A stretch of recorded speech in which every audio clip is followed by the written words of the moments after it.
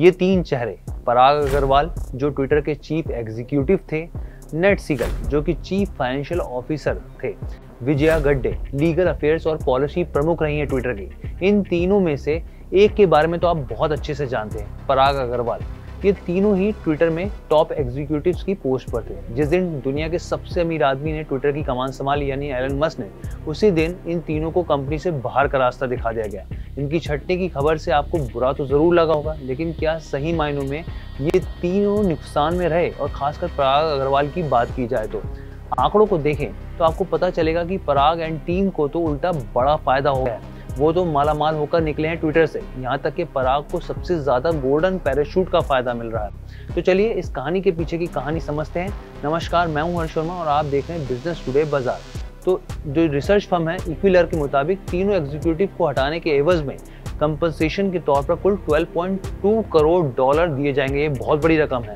ये रकम करीब 1000 करोड़ रुपए के बराबर है। रिसर्च फर्म ने कहा है कि गोल्डन पैराशूट की वजह से मस्क पराग अग्रवाल को 5.7 करोड़ डॉलर यानी कि 465 करोड़ रुपए देंगे। वहीं चीफ फाइनेंशियल नेट सीगल को 4.45 करोड़ डॉलर यानी 365 करोड़ रुपए दिए जाएंगे और लीगल अफेयर्स और पॉलिसी प्रमुख विजया गड्डे को 2 करोड़ डॉलर यानी कि 164 करोड़ रुपए का भुगतान किया जाएगा।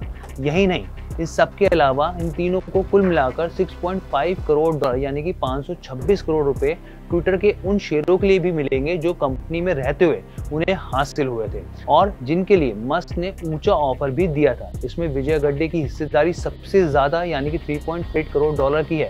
वहीं सैगल की बात की जाए तो 2.2 करोड़ डॉलर दिए जाएंगे और पराग अग्रवाल को सबसे कम यानी 84 लाख डॉलर का फायदा होगा। अब आपको बताते हैं कि अग्रवाल जो पराग अग्रवाल है उनको साल 2021 में उनकी जो सैलरी थी वो कितनी थी। तो उनको साल 2021 में कुल मिलाकर 3 करोड़ डॉलर की सैलरी मिली थी। अब ये भी समझ लीजिए कि गोल्डन पैराशूट होता क्या है। गोल्डन पैराशूट कर्मचारियों के हितों की रक्षा करने के लिए बनाया गया है। ये एक तरह का नियम है। इस नियम के तहत कंपनी टैलेंटेड एम्प्लॉय को अपने यहाँ काम करने के लिए आकर्षित करती है और ये एक तरीके का मुआवजा होता है।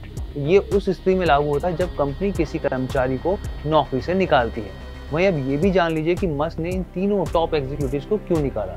तो उनका आरोप था कि तीनों ने ट्विटर पर फेक अकाउंट से जुड़ी सही जानकारी ना तो ट्विटर निवेशकों को दी और ना ही मस्क को दी। तो आपको कैसी लगी वीडियो, आप हमें ये कमेंट करके जरूर बताइएगा और बिजनेस से जुड़ी हर खबर को आसान भाषा में समझने के लिए देखते रहिए बिजनेस टुडे बाजार। वीडियो पसंद आया तो हमें लाइक, कमेंट, शेयर और सब्सक्राइब जरूर करें।